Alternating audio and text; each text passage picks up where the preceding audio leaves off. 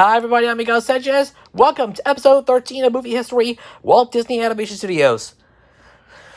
Man, we're so glad you're here. Now, before we get started though, I had to make an update for you guys. For 1 week only. Next week, I'm going to be taking a break from YouTube to let you know that I'm going to be in Phoenix, Arizona. So that means all my shows will be put on hold until I return home. So, sorry about that, people, but expect to see some upcoming, see a few videos from there, as well as my new shorts feature. So go check it out. Yeah, YouTube is now using their new shorts feature to introduce short stories and talk about the things I have in mind in life. So go check it out. But right now, we gotta get ready for this episode. So are you ready for it? So am I. So, yeah, let's get started, shall we? So, welcome to episode 13, and today we are taking a look at Alice in Wonderland. So, get ready, guys. This is about to blow your mind. And I promise you, it's definitely worth the wait. Let's get started. Again, no new videos coming no new videos next week because I'm going to be in Phoenix to explore the Grand Canyon, but I'll be back in just a few weeks. But I'll be back the week after that to resume my shows. So, that's everything you need to know. So now, let's get started. And for those who have seen the previous episode, which was uploaded a couple of days ago, Cinderella, go get that and watch. I'll put a link up there on the top right corner of the screen. You can see it still for you there. So click it and watch right now. It was episode 12, so get to watch. So now you know. But with that being said, let's get started, guys. Good, here we go. So, about the movie. Alice in Wonderland is a 1951 American animated musical fantasy film produced by Walt Disney Productions and based on the Alice books by Lewis Carroll. The 13th release of Disney's animated features, the film premiered in London on July 26th, 1951, and in New York City on July 28th, 1951. The film features the voices of Catherine Beaumont as Alice, Sterling Holloway as the Cheshire Cat, Verna Felton as the Queen of Hearts, and Ed Winman as the Mad Hatter. Walt Disney first attempted unsuccessfully to adapt Alice into an animated feature film during the 1930s, and he revived the idea in the 1940s. The film was originally intended to be a live-action / animated film. However, Disney decided to make it an all-animated feature in 1946. The film was considered a disappointment on its initial release, leading to Walt Disney showing it on television as one of the first episodes of his TV series, Disneyland. It proved to be very successful on television. It was eventually released in theaters, which proved to be massively successful. The film became even more successful through merchandising and subsequent home video releases. While the film was critically panned on its initial release, it has since been regarded as one of Disney's greatest anime classics, notably one of the biggest cult classics in the animation medium, as well as the best film adaptation of Alice. A live-action adaptation of Carroll's works and the animated film Alice in Wonderland, directed by Tim Burton, was released in 2010. A sequel to the film Alice Through the Looking Glass, directed by James Bulpin, was released in 2016. So there's pretty much it. We take a look at the stats here. Directed by Clyde Geronimi, Wilfred Jackson, and Hamilton Lusk. It's produced by Walt Disney. Story by Mitt Banta, Liddell Connell, Bette Cottrell, Joe Grant, Winston Hibler, Dick Humor, Dick Kelsey, Todd Orab, Bill Pete, Urban Petter, Joe Rinaldi, Ted Sears, and John Walbridge. Based on Alice's Adventures in Wonderland and Through the Looking Glass by Lewis Carroll, starring Catherine Beaumont, Ed Wynn, Richard Hayden, Sterling Holloway, Jerry Colonna, Verna Felton, J. Pat O'Malley, Bill Thompson, Joseph Kearns, Dink Trout, and James McDonald. Music by Oliver Wallace, edited by Lloyd Richardson, produced by production companies Walt Disney Productions, and distributed by RKO Radio Pictures.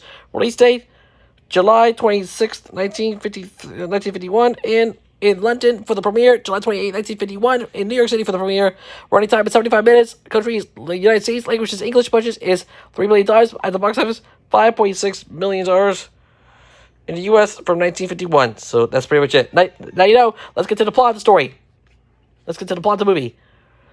Alice becomes bored with her sister's history lesson on the Norman conquest of England and expresses her want of adventure, leading her to a riverbank.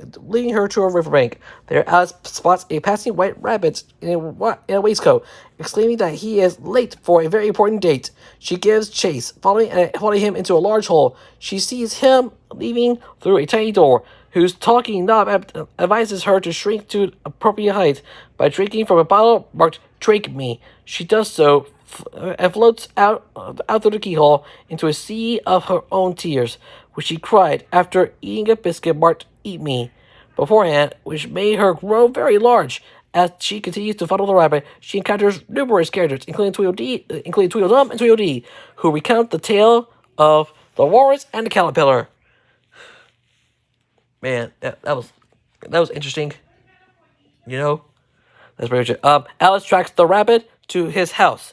He mistakes her for his housemaid, Mary Ann, and sends her to retrieve his gloves.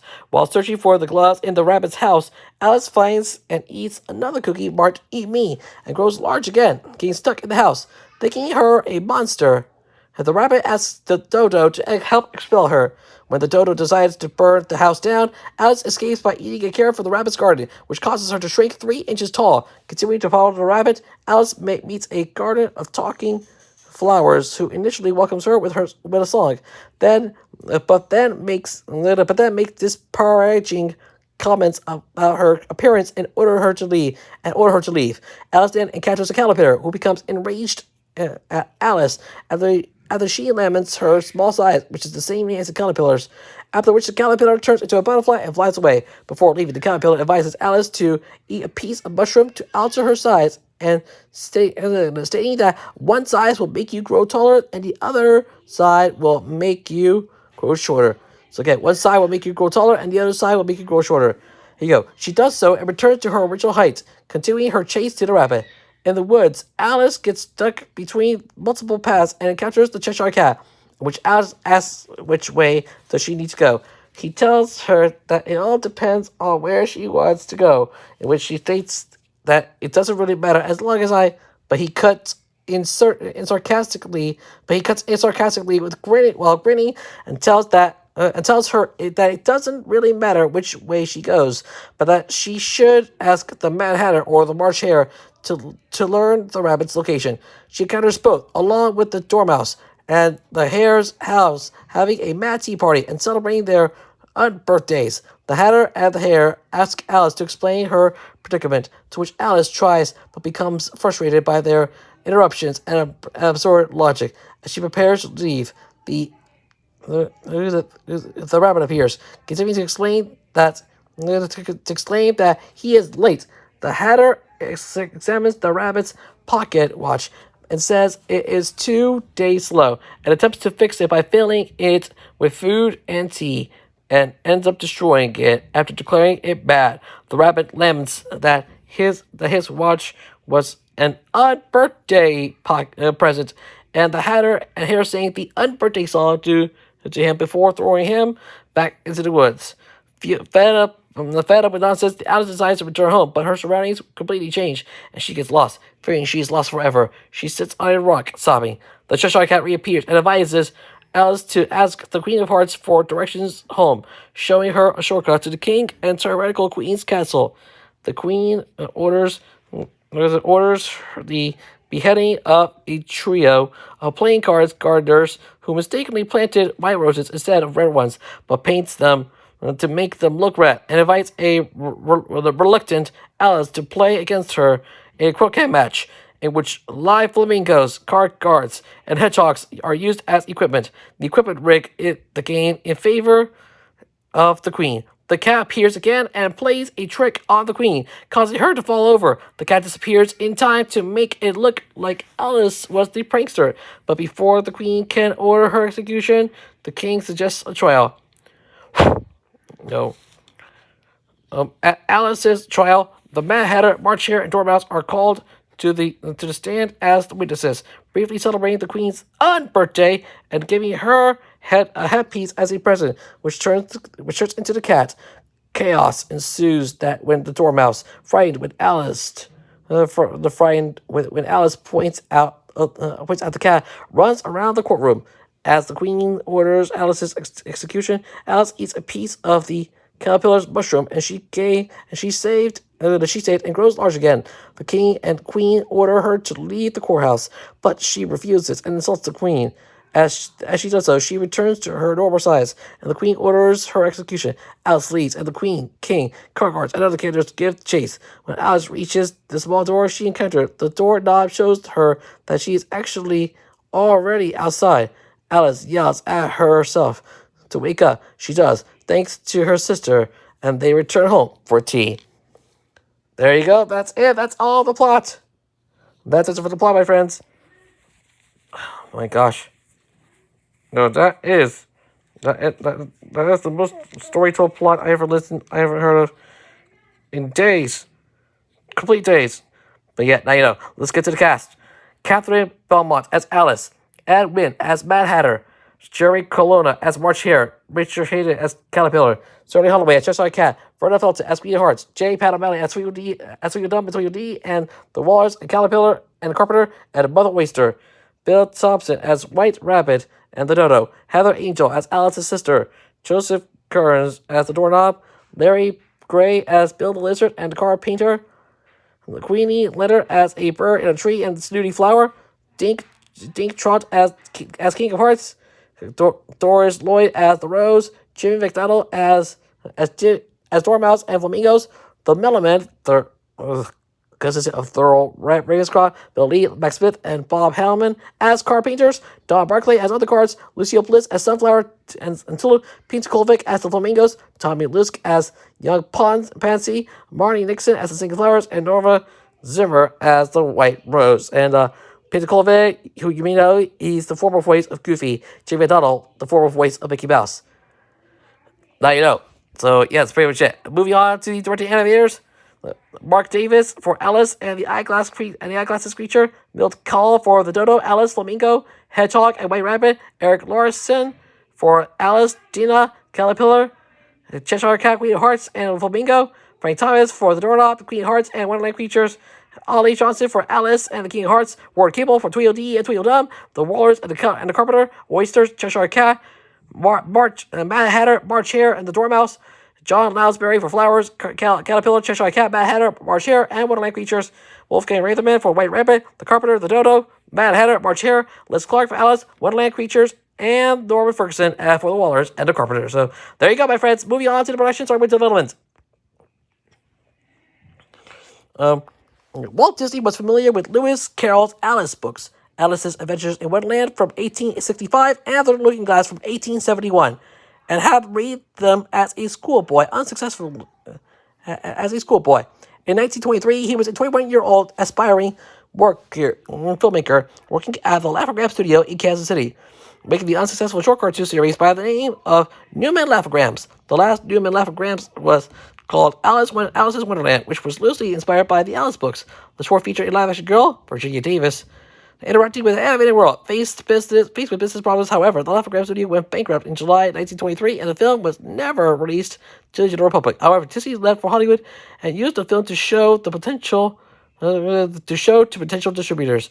Margaret J. Winkler of Winkler Pictures agreed to distribute the Alice comedies, and Disney partnered with his older brother, Royal Disney, and rehired Kansas City co-workers, including Up Iwerks, Rudolph Ising, Freeze Freeling, Carmen Maxwell, and Hugh Harman to form the Disney Brothers Studio, which was later rebranded Walt Disney Productions. The series began in 1924 before being retired in 1927. In 1933, Disney considered making a feature-length animated and live-action version of Alice, starring Mary Pickford. However, these plans were eventually scrapped in favor of Snow White and the Seven Dwarfs, mainly because Disney was put off by Paramount's 1933 live-action adaptation of Alice in Wonderland. However, Disney did not completely abandon the idea of adapting Alice. And in 1936, he made the Mickey Mouse cartoon Through the Mirror. In 1938, after the enormous success of Snow White, Disney bought the film rights of Alice in Wonderland with Sir John Tenniel's illustrations and officially registered the title with the Motion Picture Association of America. He then hired storyboard artist Al Perkins and art director David S. Hall to develop the story and concept art for the film. A story reel was completed in 1939, but Disney was not pleased. He felt that Hall's drawings resembled Tenniel's drawings too closely, making them too difficult to animate, and that the overall tone of Perkins's script was too grotesque and dark. Realizing the amount of work needed for Alice in Wonderland, and with the economic devastation of World War II and the production demands of Pinocchio, Fantasia, and Bambi, Disney shut production on Alice in Wonderland shortly after the screening. In the fall of 1945, shortly after the war ended, Disney revived Alice in Wonderland and hired British author Aldous Huxley to rewrite the script. Huxley devised a story in which Lewis Carroll and Alice Liddell, the inspiration for Alice, were misunderstood and persecuted following the book's publication. In Huxley's story, stage actress Ellen Terry was sympathetic to both Carroll and Liddell, and Queen Victoria served as a deus ex machina, validating Carroll due to her appreciation for the book. Disney considered child actress Margaret O'Brien for the title role. However, he felt that Huxley's version was too literal and an adaptation of Carroll's book. Background artist Mary Blair submitted some concept drawings for Alice in Wonderland. Blair's paintings moved away from Tenniel's detailed illustrations by taking a modernist stance, using both bold and unreal colors. Walt liked Blair's designs, and the script was rewritten to focus on comedy, music, and the whimsical side of Carroll's books. Around this time, Disney considered making a live-action an animated version of Alice in Wonderland, similar to his short Alice comedies, that would star Ginger Rogers and would utilize the recently developed sodium vapor process. Lisa Davis, who later voiced Anita Radcliffe on in 101 Dalmatians, and Luana Patton were also considered for the role of Alice. However, Disney soon realized that he could do justice to the book only by making an all-animated feature. In 1946, work began on Alice in Wonderland, with the film tentatively scheduled for release in 1950. Animation crews on Alice in Wonderland and Cinderella were effectively competed against each other to see which film would finish first. By early 1948, Cinderella had progressed further than Alice in Wonderland. A legal dispute with Dallas Bower's 1949 film version was also underway. Disney sued to prevent release of the British version in the U.S., and the case was extensively covered in Time magazine. The company that released the British version was accused Disney of trying to exploit their film by releasing its version at virtually the same time. And that's it for the development. Stay with the production. We go to the writing. Through various drafts of the script, many sequences that were present in Carroll's book drifted in and out of the story. However, Disney insisted that the scenes themselves keep close to those in the novel, since most of its humor is in the writing.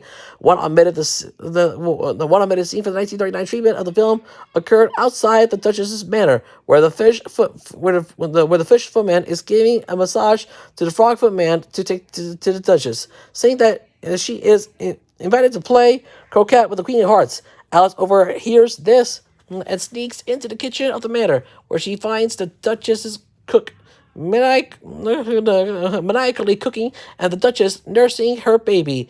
The cook is spraying pepper all over the room, causing the Duchess and Alice to sneeze and the baby to cry.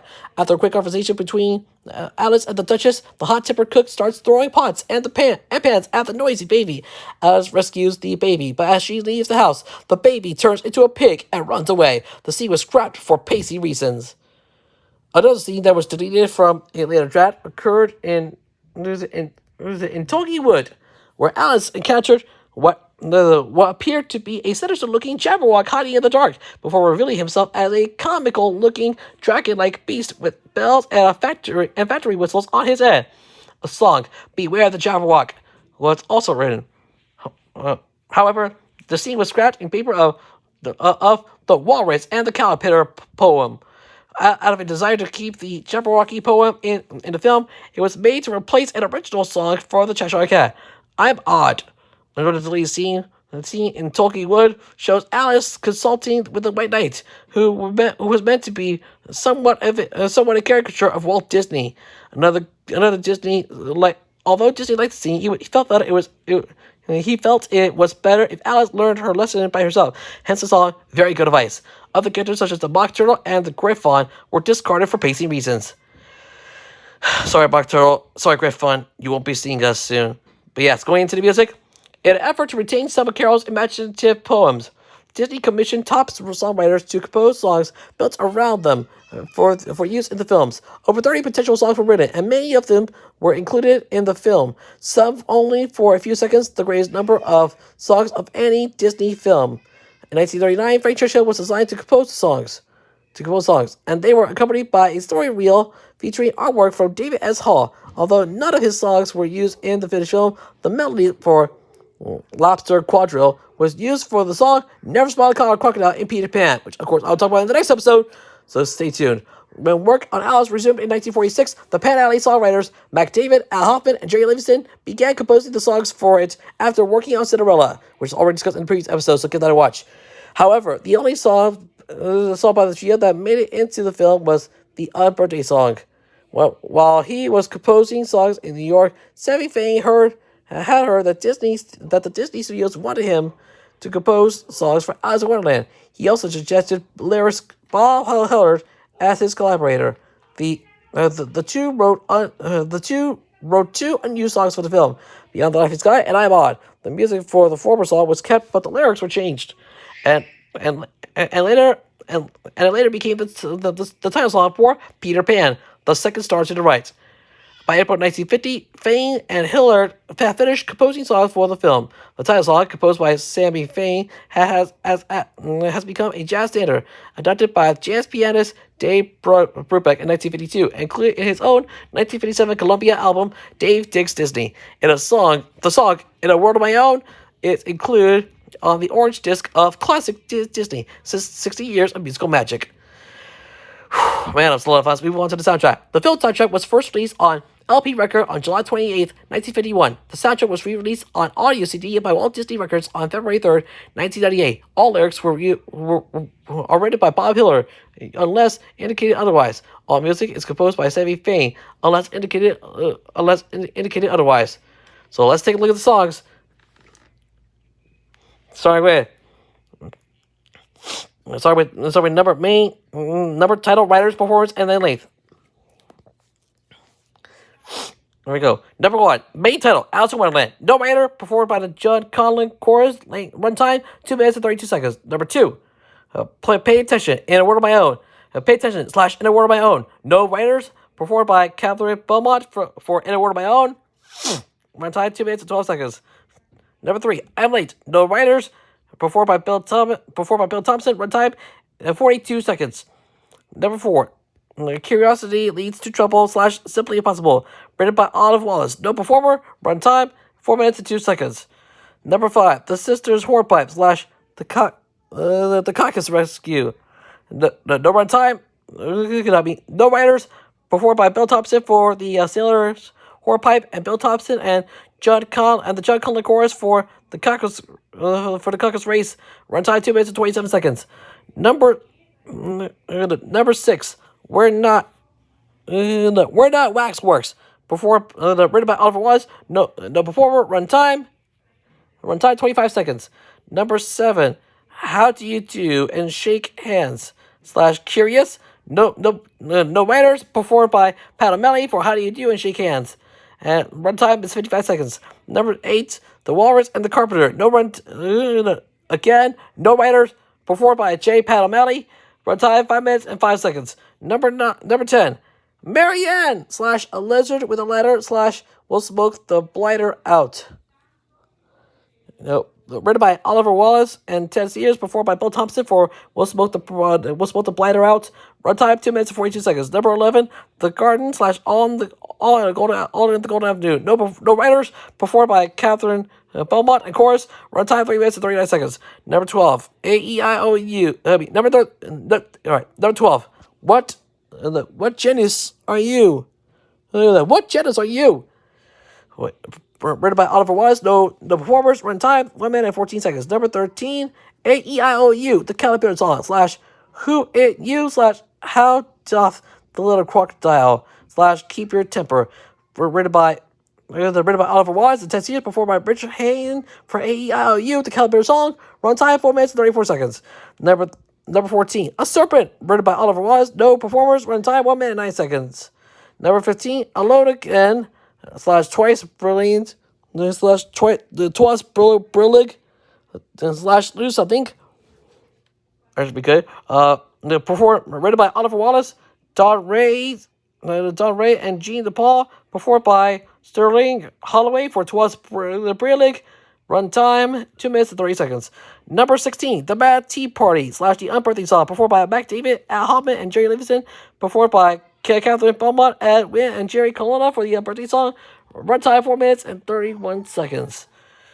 I know. Number 17, The Talking Wood. Written by Oliver Wise. No performers. Runtime 2 minutes and 2 seconds. Number 18, Very Good Advice. No writers. Performed by Kathleen Beaumont. Runtime 2 minutes and 9 seconds.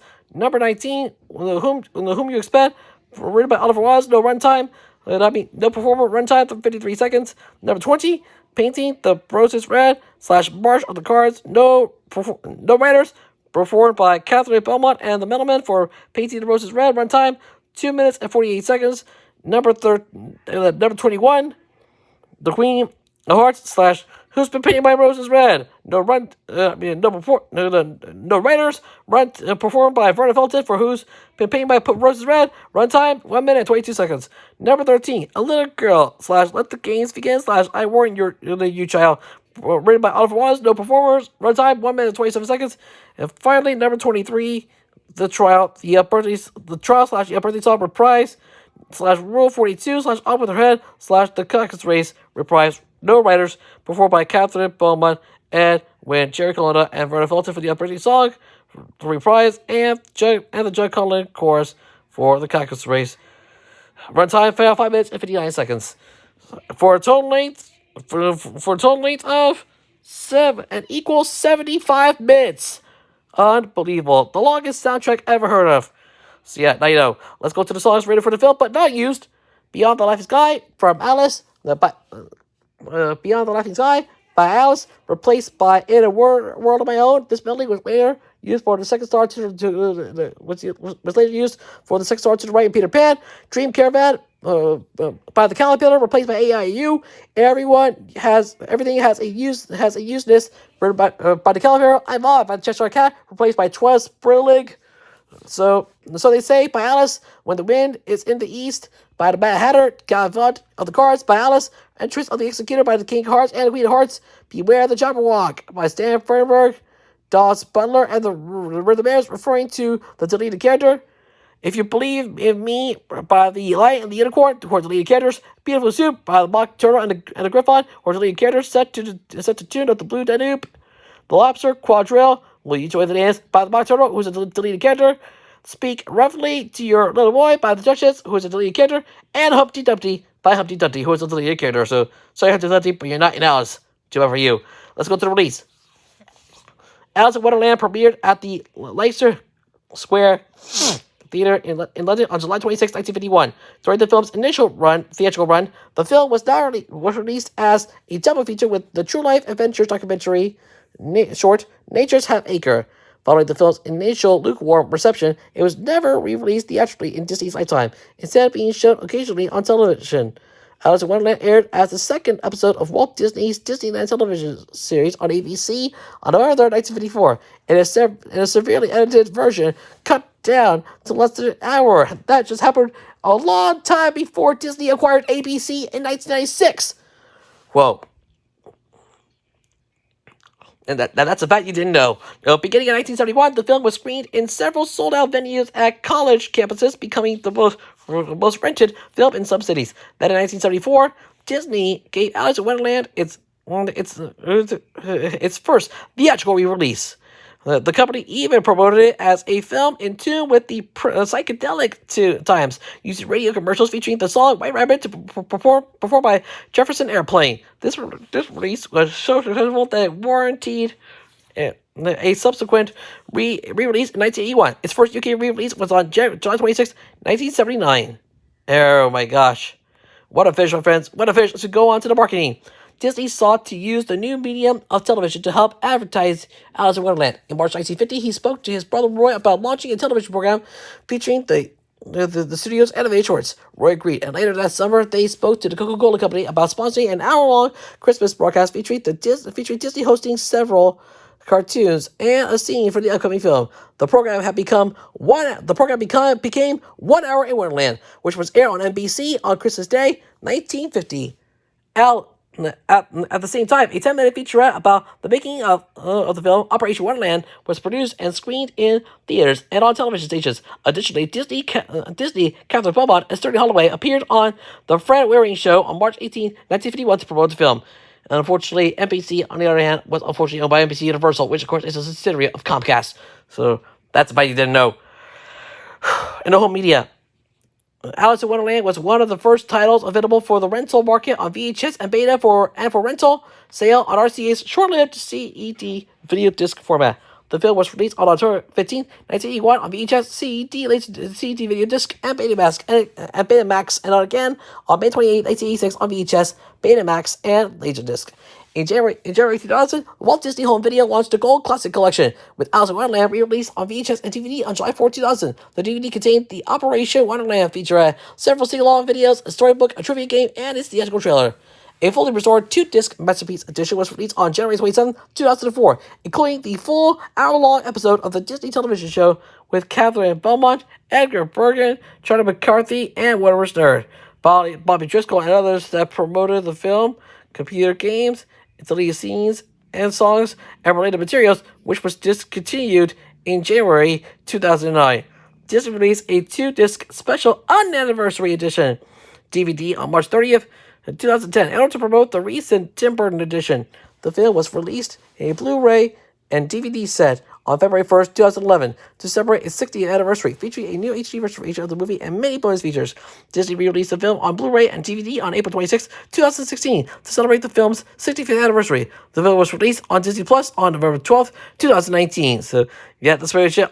At the time of launch, Disney Plus is the thing. So, that's pretty much it. Let's go to reception and legacy, starting with the box office. During its initial theatrical run, the film grossed $2.4 million in domestic rentals. Because of the film's production budget of $3 million, the studio wrote off a $1 million loss. During its theatrical re-release in 1974, the film grossed $3.5 million in domestic rentals. Man, that was a lot of fun. Moving over to the critical reaction. That's a big one. Bosley Crowther, reviewing for the New York Times, complimented that if you are not too particular about the images of Carol and Tenniel, if you are high on Disney whimsy, and if you take a somewhat slow, uneven pace, you should find this picture entertaining. Especially, it should be for the kids, who are not so demanding a fidelity as are their moons and their moms and dads. A few of the episodes are dandy, such as the Manatee Party and the Caucus Race. The music is tuneful and sugary, and the color is excellent. Variety wrote that the film has an earnest charm and chimerical beauty that best shows off the Carol and fantasy. However, it has not been able to add any real heart or warmth. Ingredients missing from the two tomes, and which have always been an integral part of the previous Disney feature cartoons.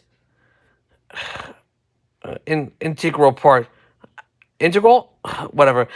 May Tiny of the Chicago Tribune wrote that while the Disney figures do resemble John Tenniel's famous sketches, they abound in energy, but are utterly lacking in excitement and enchantment, and seem more closely related to Pluto, the clumsy pup, than the products of Carol's imagination. Youngsters probably will find it a likable cartoon, full of lively characters, with Alice's dream beckoned by with just a touch of nightmare, with a touch of imagination,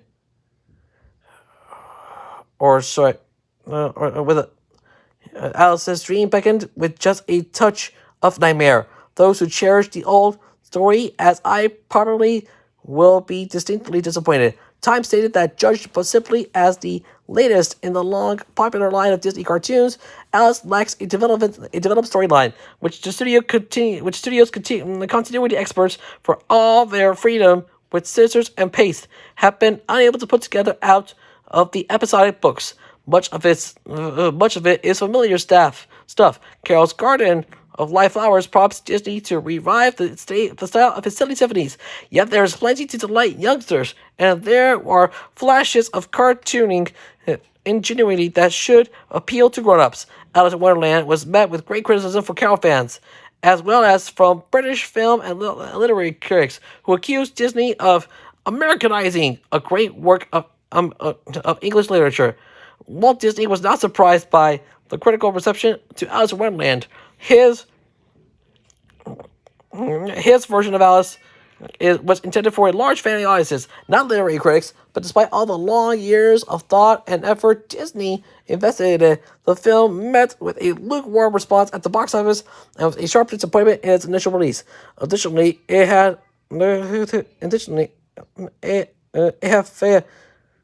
Additionally, he remarked that the film failed because it lacked heart. The Disney films, Martin says that the animated War Cable felt the film failed because it suffered from too many cooks. Directors. Here was the case of 5 directors, each trying to top the other guy and make his sequence the biggest and craziest in the show. This had a self-canceling effect on the final product. Since the film's revival in the 1970s, critics have reevaluated the film, and it has since been considered a classic. On the film aggregator website Rotten Tomatoes, Alice in Wonderland received an approval rating of 81% from 31 critical reviews, with an average rating of 6.37 out of 10. The consensus states, a good introduction to Lewis Carroll's classic. Alice in Wonderland boasts some of the Disney canon's most surreal and twisted images.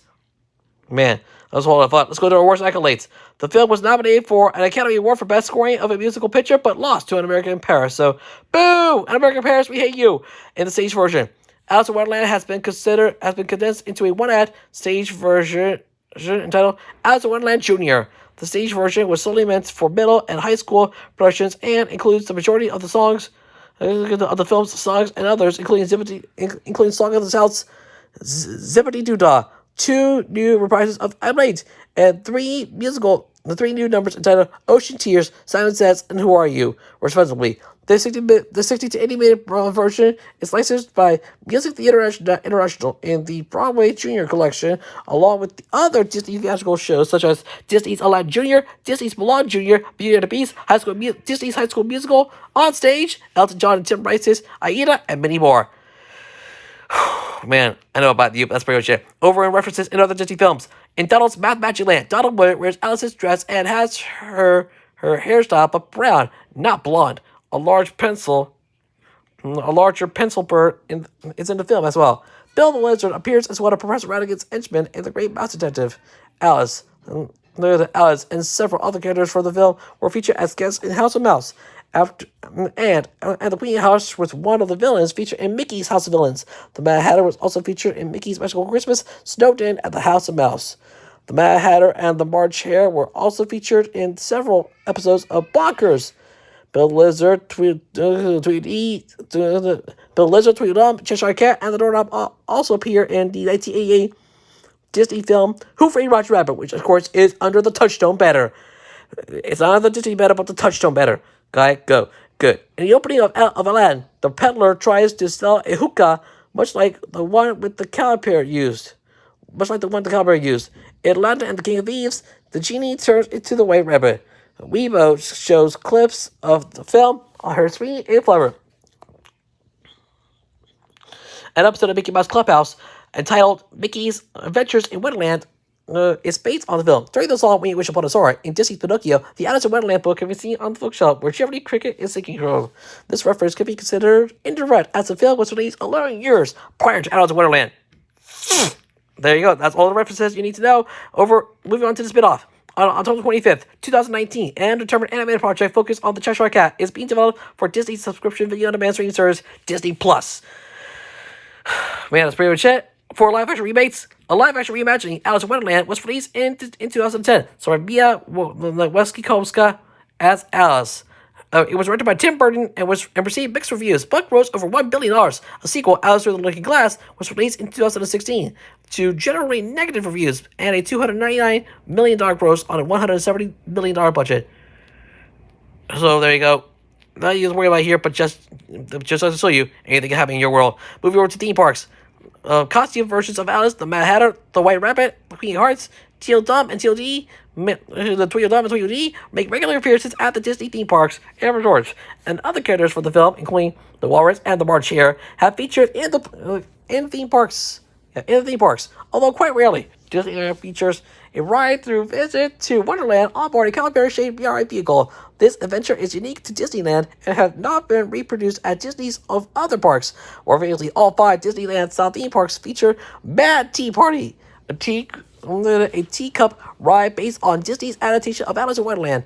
Alice in Wonderland is also frequently featured in many parades and shows in the Disney theme parks, including the Main Street Electrical Parade, Special Magic, Fantasmic, Dreams Lights, The Move It, Shake It, Celebrate It, Street Party, and Walt Disney's Parade of Dreams. Disneyland contains a dark ride based on the film, in addition to the teacups. At Disneyland Paris also contains a hedge maze called Alice's Curious Labyrinth, which takes its inspiration from the film. The now defunct Mickey Mouse Revue, shown at Walt Disney World and later at Tokyo Disneyland, contained characters and scenes from the film. So there you go. There you go. Over here, moving over to video games. In Disney's Villains Revenge, the Queen of Hearts is one of the villains who tries to turn the ending to her story to where she finally cuts off Alice's head. Mickey Mouse Capade features various characters from the film. The Japanese version, in fact, is based very heavily on the film, with almost every reference in the game coming from the film. A video game version of the film released on Game Boy Color by Nintendo of America on October 4th, 2000 in North America. Additionally, in the video games Kingdom Hearts and Kingdom Hearts Chain of Memories, Wonderland is a playable world. Alice is also a major character in the overall plot of the first game due to her role as one of 7 princesses of heart. Other characters from the movie that appear include the Queen of Hearts, the Cheshire Cat, the White Rabbit, the Doorknob, the Caterpillar, for guys only, and the deck of cards. The Mad Hatter and the March Hare appear in portrait form as well. All except the Doorknob also appear in Chain of Memories, albeit in the form of illusions made from the main character's memory. While the world is absent in Kingdom Hearts 2, it returns in Kingdom Hearts 358 Days Over 2 and Kingdom Hearts Coded, the latter featuring a digitized version of the world originating from data in Jiminy Cricket's Royal Journal. In Toy Story 3, the video game, the Mad Hatter's hat is one of the hats you can have the townsfolk wear. In Connect Disneyland Adventures, Alice, Mad Hatter, White Rabbit, and the Queen of Hearts make appearances. In Disney Infinity, there are power discs based on Alice in Wonderland. Several characters of the movie make appearances throughout the Epic Mickey games. For example, the cards are seen throughout Mickey Junk Mountain. In the original Epic Mickey, Alice appears as a statue carrying a projector screen in Epic Mickey 2, and Alice, the Mad Hatter, the Cheshire Cat, and the Queen of Hearts appear as unlockable characters in Epic Mickey Power of Illusion. Man, it was a lot of fun. Finally, in cover versions, the theme song of the same name has since become a jazz standard by the likes of Roberta Gambarini, Bill Evans, and Dave Brubeck. So that's pretty much it. And that's it for Alice in Wonderland. Yay! It's all over, my friends. Final thoughts for this for the movie. Well, I gotta say, Alice in Wonderland just got the job done. It will be a good idea. But that's pretty much it. Definitely love every single minute of it. I can't wait to see more of that in the future. So, honestly, what's said, I'm rating Alice in Wonderland with a score of 9 out of 10. Amazing! Yeah! Totally amazing. And that's just goes to show you that anything can happen when you put your minds to it, no matter what. That's one of our personal conservative opinion. You can feel free to agree or disagree with any thoughts and your opinions in the comment section down below. With that, guys, it's all over. Thank you all for watching another episode of Movie History, Walt Disney Animation Studios, and since it's already done, we're gonna have season 1, day 13 of the Motion Master League for you guys coming soon. This will be the last episode. This will be the last day before we head out to Phoenix. So stay tuned. This is the final day before we head off to Phoenix. The final episode of the series before we head off to Phoenix, so stay tuned. I'm going to be exploring the Grand Canyon, and I'm going to be making shorts videos for you guys and girls, so be on the lookout for that. And in the meantime, stay tuned for Moshi Sleeps Reactions and Moshi Monsters Private later on today. Have a great day, guys. I'm Miguel Sanchez. You be yourself, and I will see you next time on Movie History, Walt Disney Animation Studios. As soon as we come back home from Phoenix, we'll resume the series with episode 14 as we take a look at Peter Pan. So be on the lookout for it. It will live in your heart forever, so don't miss out. There's something you did not want to miss out on. We will see you on episode 14 as we take a look at Peter Pan. Until then, I'm Miguel Sanchez, reminding you to please remember to leave a like, share this video with your friends, leave a comment down below, and don't forget to subscribe to my channel. Also, turn notifications to never miss a new video. Subscribe notifications turn on to never miss another new video for me, as we are now on the road to 800 subscribers. Thank you for watching. You guys are the best. I love you all from the moon and back, and I'll thank you for watching. We'll see you for Moshi Sleep Reactions and Moshi Monsters Biography later on today. And we hope you're having a lovely day so far. And I'll talk to you guys next time.